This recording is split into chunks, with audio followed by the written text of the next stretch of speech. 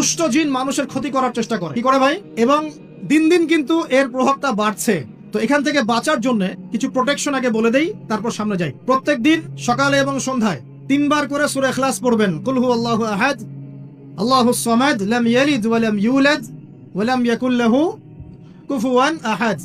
সকালে সন্ধ্যায় কয়বার? 3 বার। আর 3 বার পড়বেন সূরা ফালাক, কুল আউযু বিরাব্বিল ফালাক, এই সূরা। আর 3 বার পড়বেন সূরা নাস, কুল আউযু বিরাব্বিন, এটা। প্রত্যেক ফরজ নামাজের পর একবার করে পড়বেন আয়াতুল কুরসি। আয়াতুল কুরসি কোন সূরা আছে? কত নাম্বার আয়াত? মাশাআল্লাহ, 255। আল্লাহু লা ইলাহা ইল্লা হুয়াল হাইয়ুল কাইয়ুম, এখান থেকে শেষ পর্যন্ত। আর কি করবেন?